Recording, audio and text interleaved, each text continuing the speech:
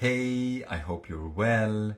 Joseph checking in here with story time. So I am going to condense the last 6 years of my life into a short but very packed story. So 6 years ago, I was touring a lot with different bands.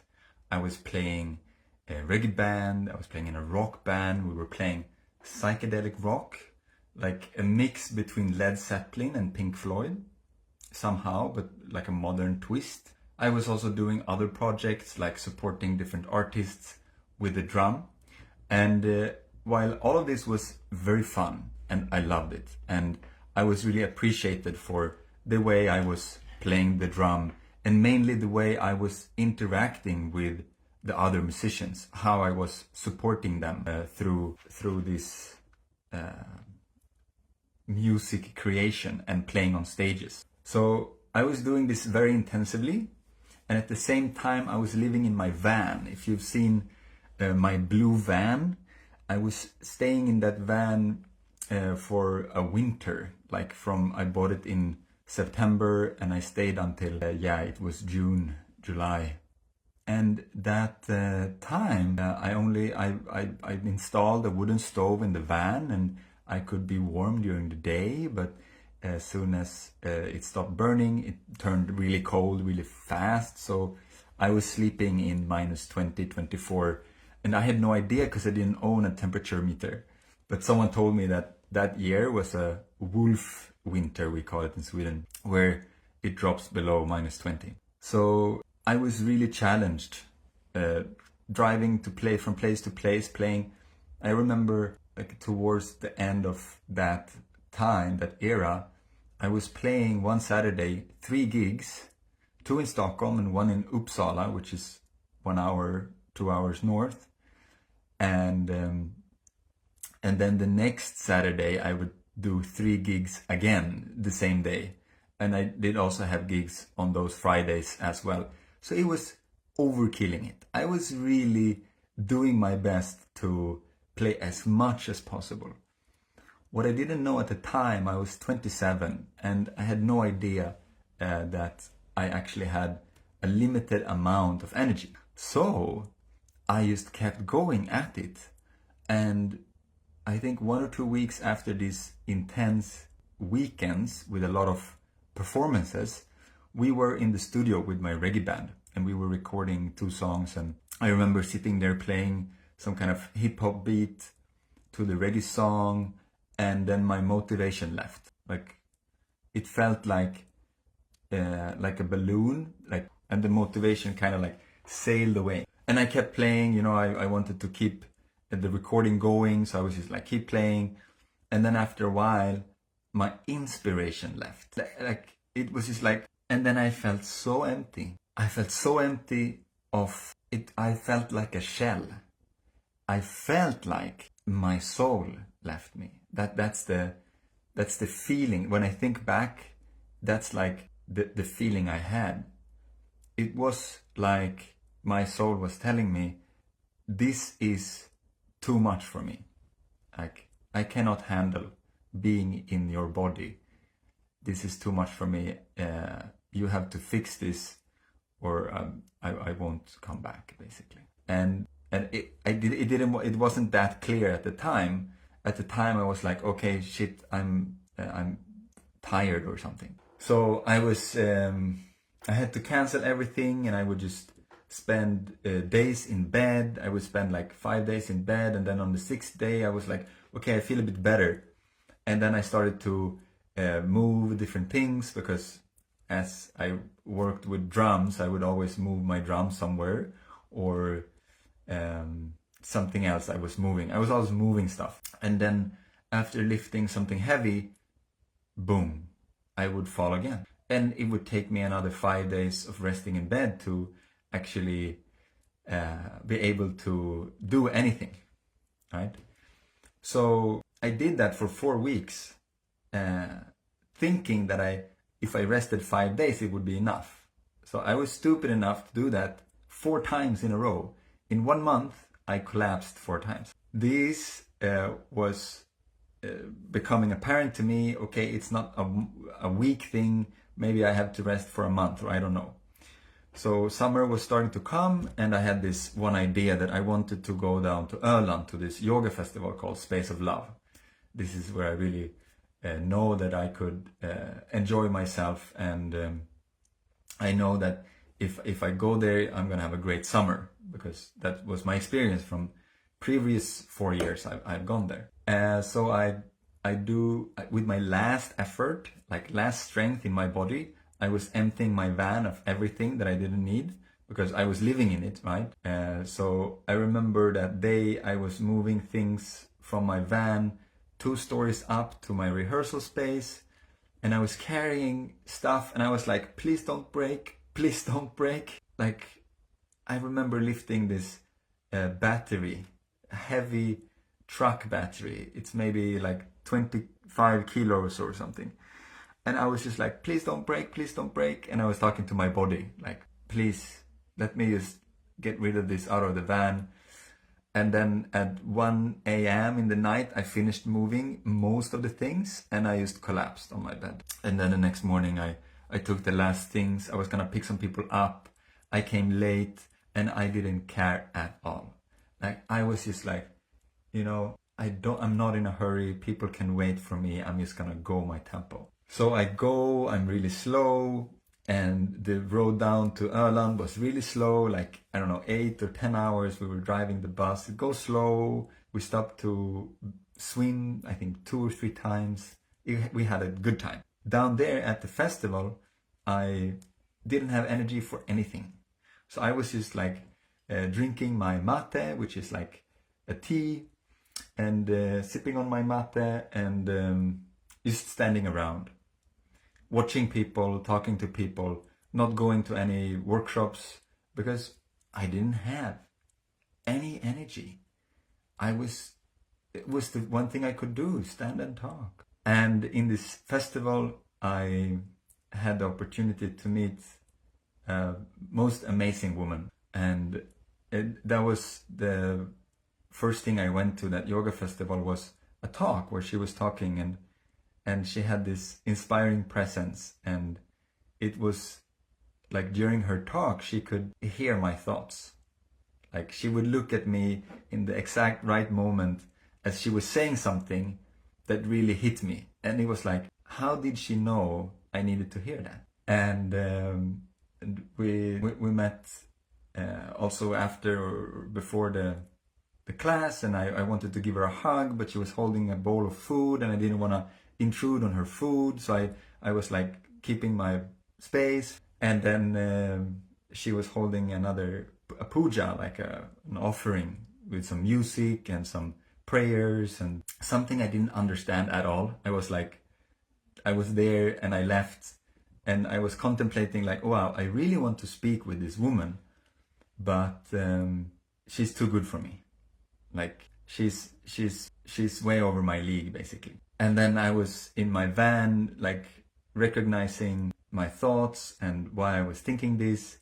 And then I went back. And as I came back, they were finishing up, and I went up to her and I said, you know, I really want to give you a hug. And she was really happy to give me a hug. And that's another story in itself. But that woman, her name is Sharada, and she's been my partner for the last 5.5 years. And when she got to understand what I was going through, she could tell me, like, Joseph, you are burnt out. And she would explain to me what it means. And first I was like, no, I'm not burnt out. I just need to rest, you know, in denial. And then as time went on, I understood, like, what she was saying. And I started my journey of relaxation.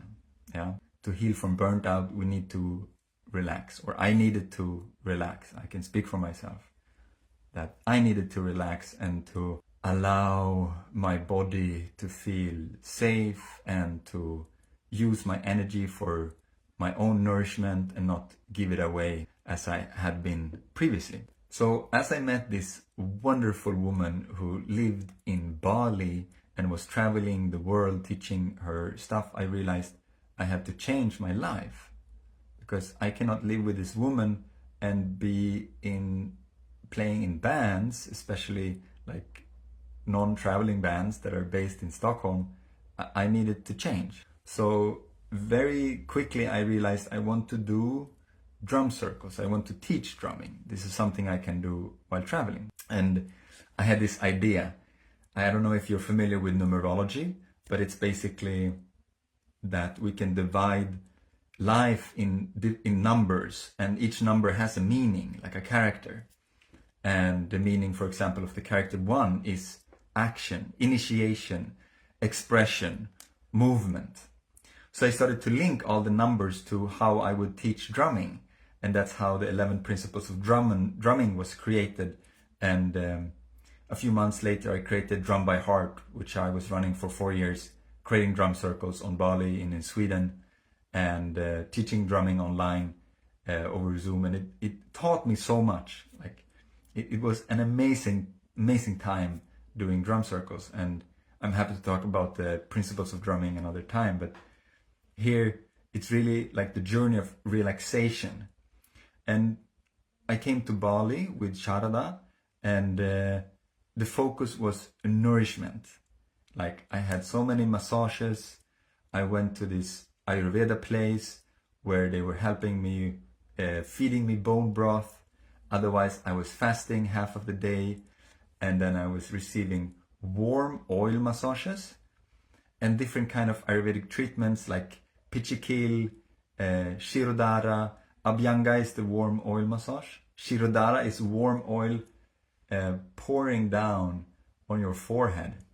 I don't know if you're familiar with this. It's amazing. It's like, it's not dropping, it's like pouring. So it's like this continuous pressure, very soft pressure, but warm. It's very comforting. It's amazing. If you get the chance to try it, I can recommend it. So after some intense time of relaxation and nourishment, I felt I wanted to do something again. So I started drumming. Can you imagine? I couldn't keep my hands away from drumming.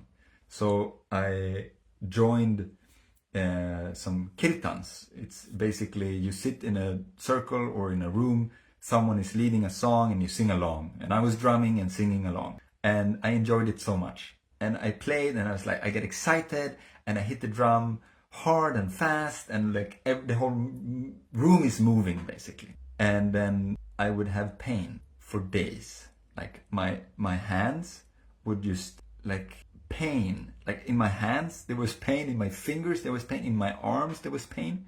For days, like I think 4 or 5 days, it was just like painful. And then for 2 days, I was fine. And so I went again every week to play the kirtan because I loved it so much, to play and sing music. And again, I would just be filled with pain for a week, 5 days every week. And I would just keep doing that. And someone else saw me play and he said, oh, come to my kirtan also. You can play with us. So I played with him, and then I had 2 kirtans a week, and then I crashed again.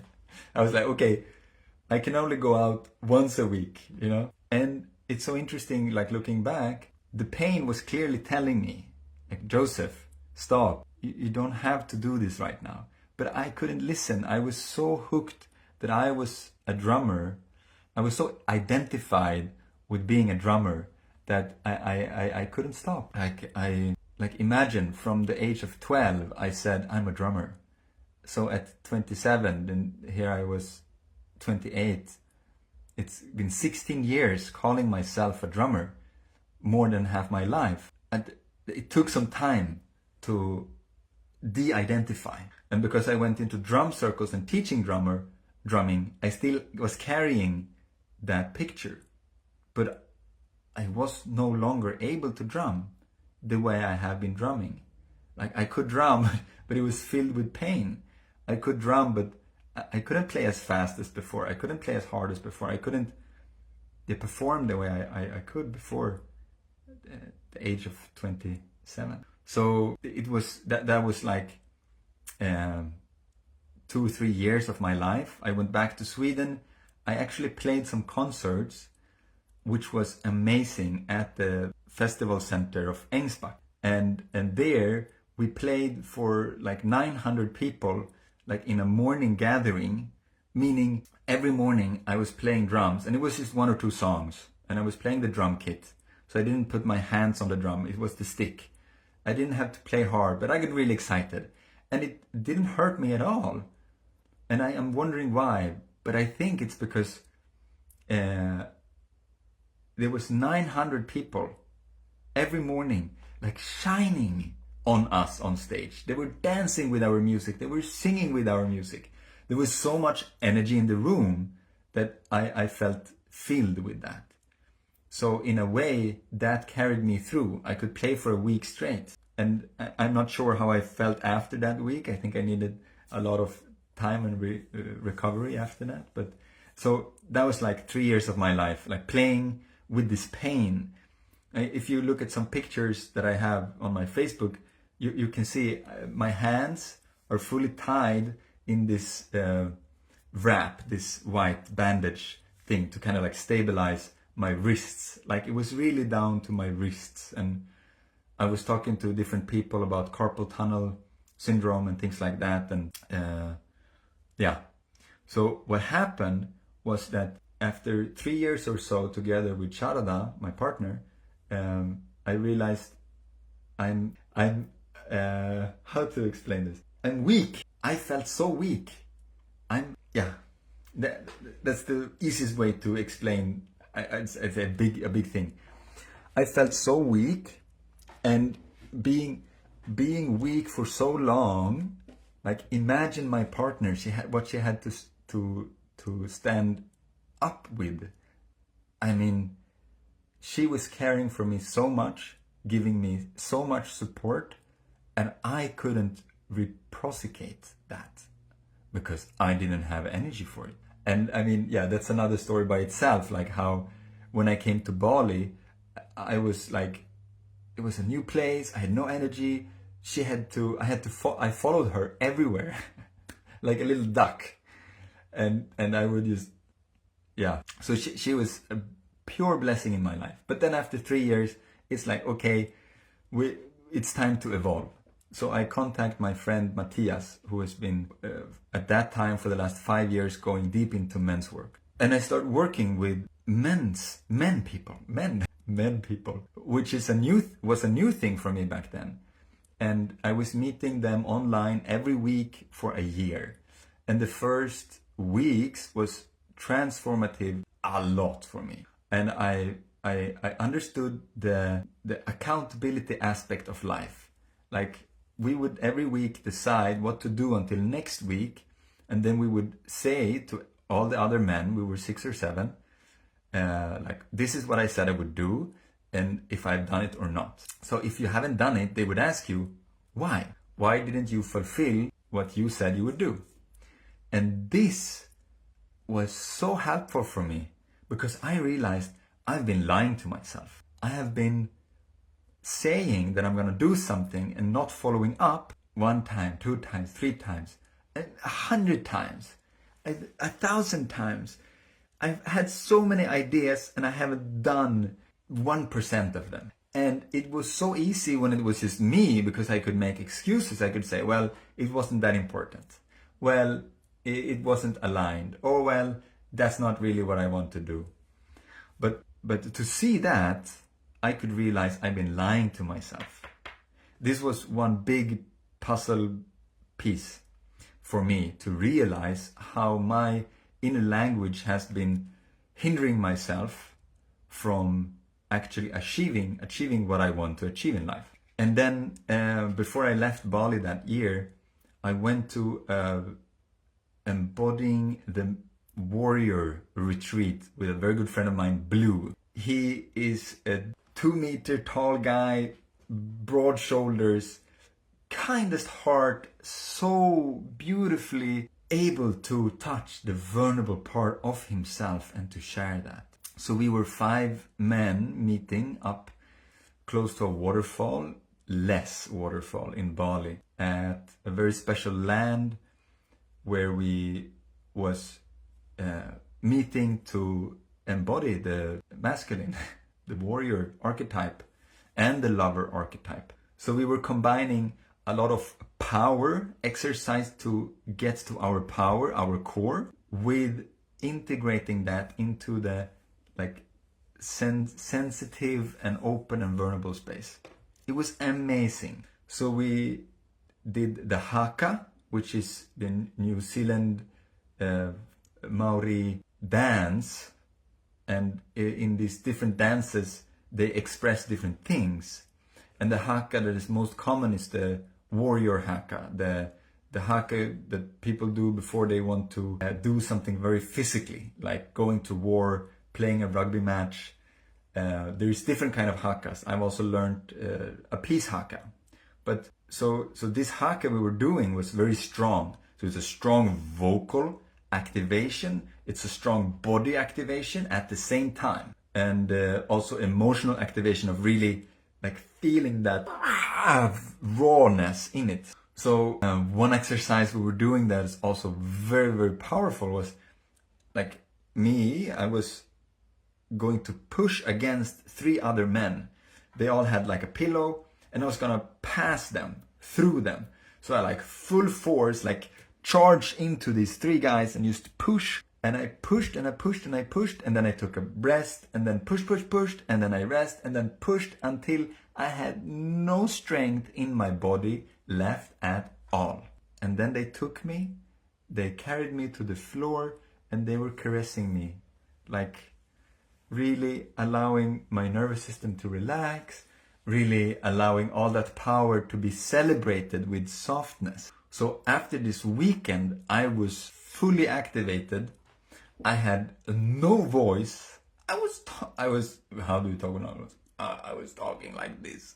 This is the kind of voice that I could muster to use because I've been screaming so much, okay? And just for to understand where I've been, just before the retreat with Blue, I was with my partner. My partner was hosting a priestess training online, and I was part of it, holding the drum, the musical embodiment, and she was doing embodiment classes for these women. And it was like, if you can imagine combining movements with voicing, like making sounds, and setting intention into that, like really coming into what your body is expressing right now, feeling that and befriending that, and seeing where that takes you, if it makes sense. It's embodiment practices.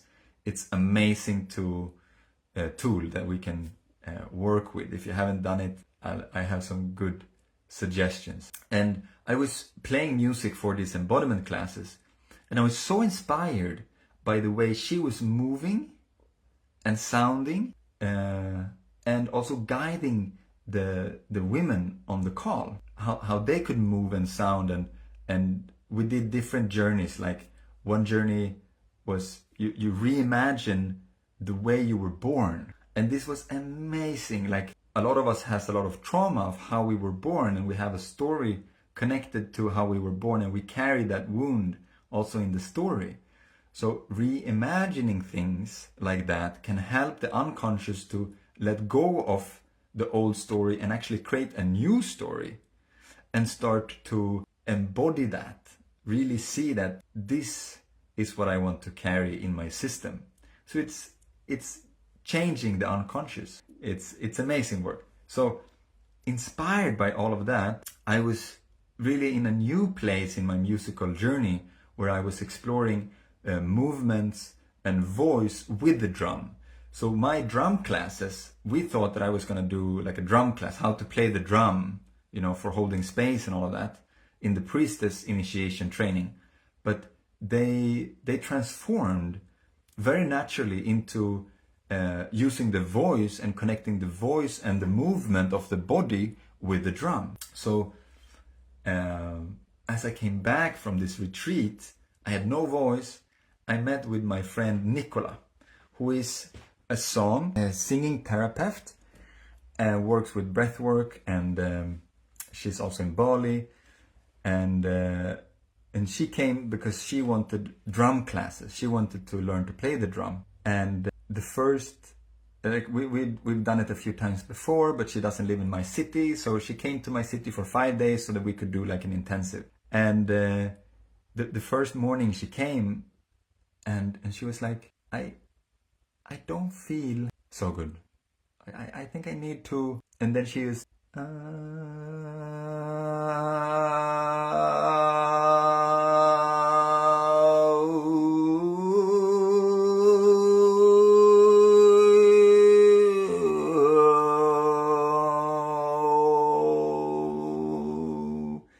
started to sing out her heart into the room. And I could see what she was doing.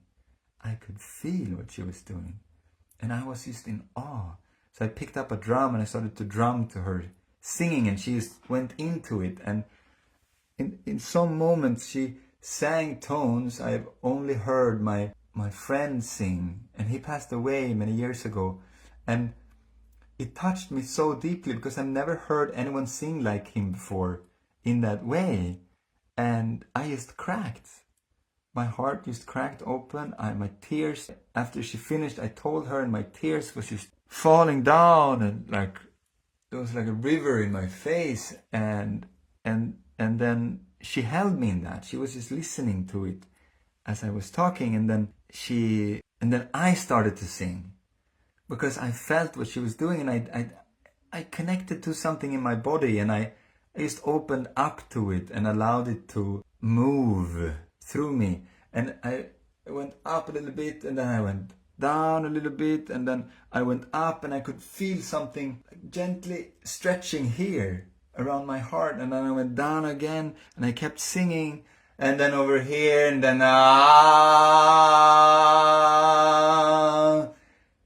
I opened my chest voice, and my voice entered my chest for maybe the first time in my life. And I just felt so much power and intensity.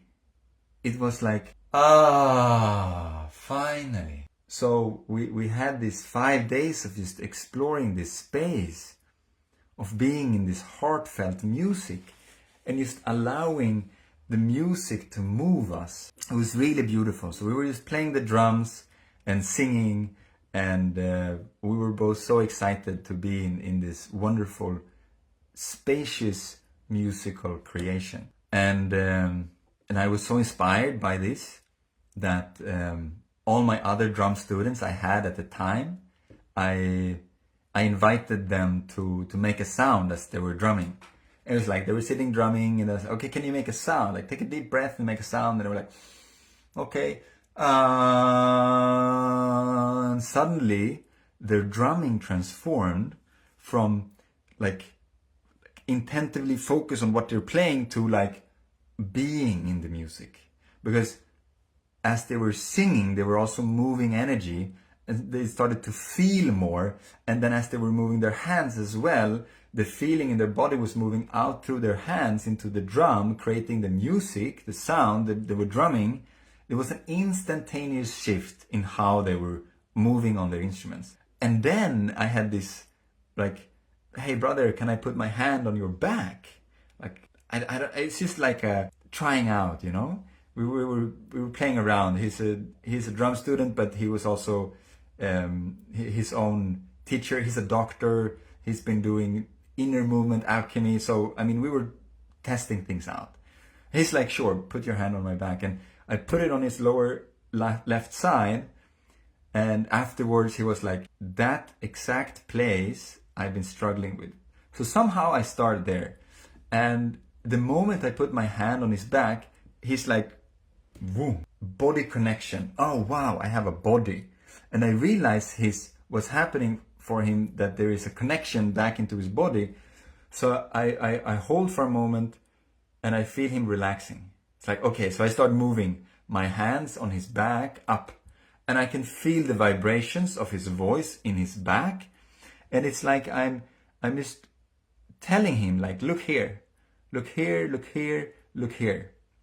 And the vibrations expands, the area of his vibration expands, and I just keep exploring. So I come here and I feel, wow, here there is so much vibrations going on. It's amazing. So I was staying here and just feeling how things were just moving, and I could feel places where it was not moving. It was like his hand was loose, but it was like one finger stiff. So I was like feeling his loose hands, and when I came to the, oh, here, nothing is moving here. So I was like pushing and then I could hear his voice changing with my push, and then I let go, and then it relaxed a little bit, and then I was like, okay. So I started to learn how to move that tension. And it was not me moving it more than it was him moving it through his voice. So that's how I ended up with vocal activations and also throat de-armoring. And since I first did it my first time with him, exploring, I've had around 100 people which I've been working with intimately with their throats, like hands-on, feeling vibrations in their body, their necks, their backs, also the belly. And I mean, I've understood that even the legs, if the legs are relaxed, there is more space for vibrations in the body. And it's been an amazing adventure to see how this work has unfolded. So I don't have any traditional education in this exploration. I only have experience. Like, how do I feel my own voice? How do I feel and experience other people's voices, both in my hands and also with my ears? And if there is something that is consistent in my life, in everything that I do, it's that I'm a listener. Like, even when I talk, I listen to myself. And this is what I teach all my students. Anyone who would come from me for learning about the voice or about the drum or music in general or anything else that I can contribute with, is the power of listening, and how practicing listening is one of the greatest tools for, I think, anything we want to accomplish. And listening doesn't only mean ears. Like, we can feel the vibrations in our body, and for me that's listening to the body. And when I play music, I look at the people I play with, or I look at the audience and I'm taking them in. That's also a type of listening, in my opinion. So the transition I had to do for the last 2 years was to be from being a drummer to being myself, from being a drummer to work with the voice. And it's a very interesting, because I had that strong idea that I'm a drummer, it felt like I had to be radical to move away from it. So I was telling people that I don't drum anymore, and some were shocked. Like one student of mine in Bali, she was like, "Joseph, you cannot stop drumming.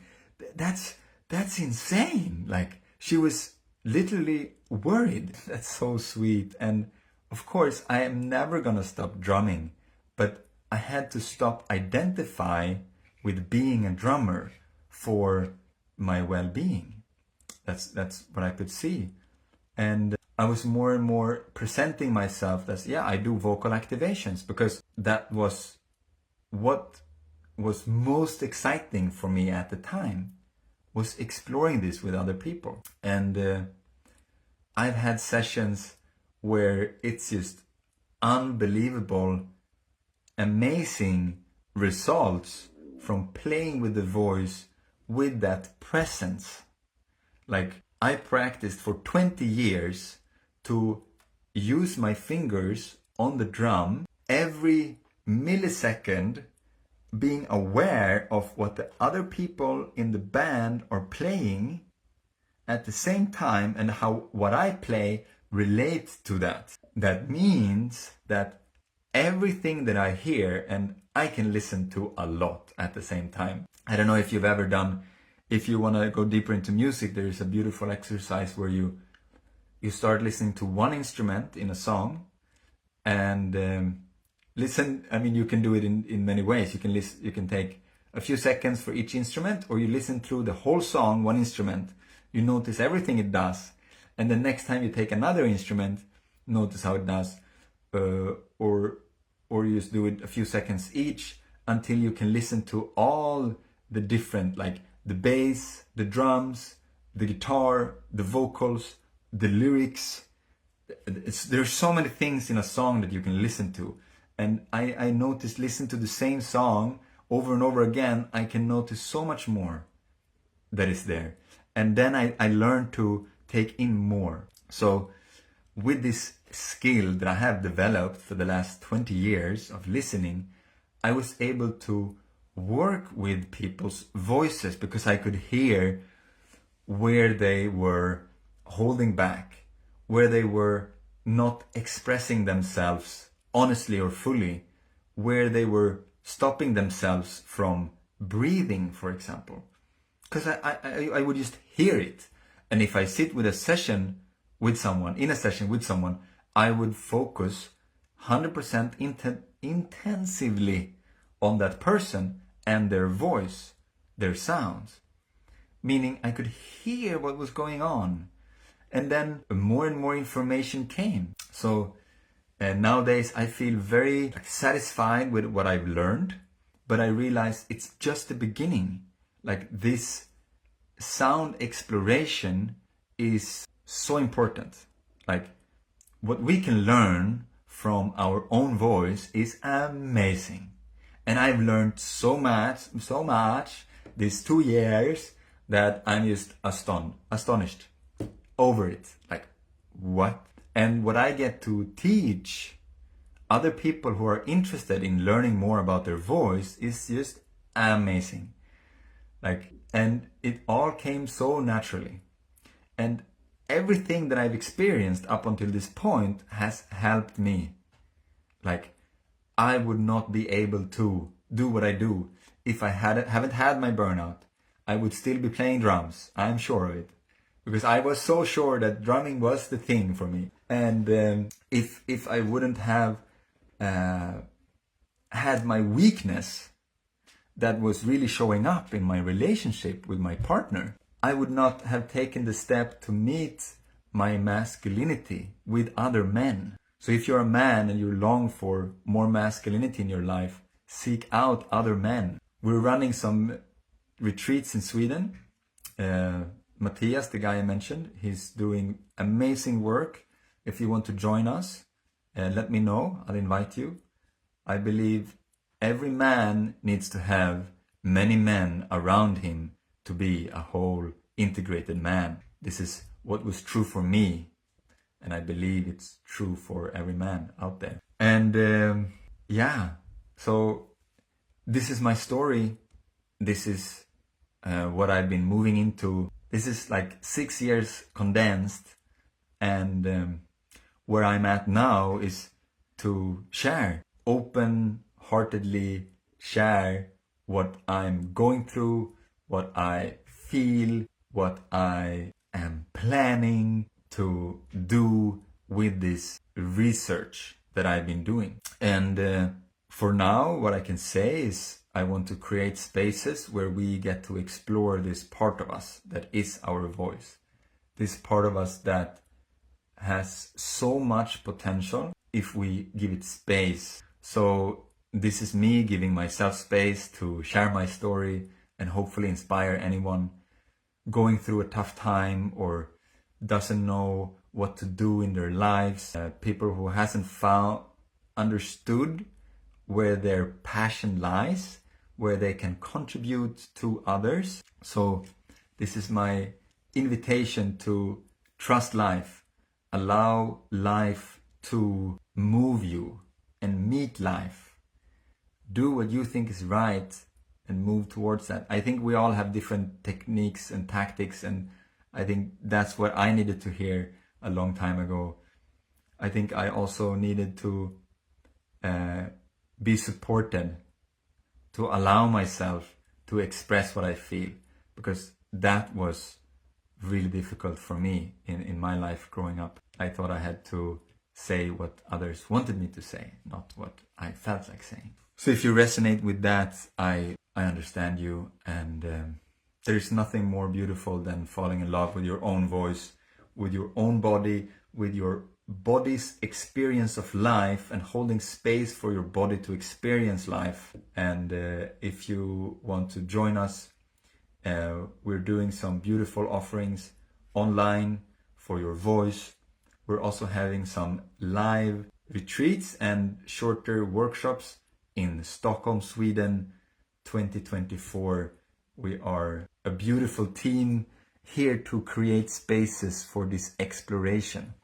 And I believe that if we feel safe and there is space for us to express ourselves, beauty follows. So even if you don't join me and us, our team, create that for yourself. It's one of the most important things that you can do for yourself, for your sanity, for your own research of what is your body going through, what does your body want to engage in, and what do you feel like doing here on earth. And again, if you need any support, reach out.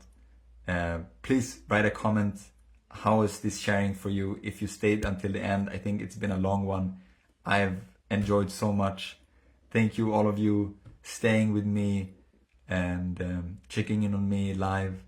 And for you watching the replay, thank you so much for allowing me to take this time to share with you. It's been an honor. Until next time.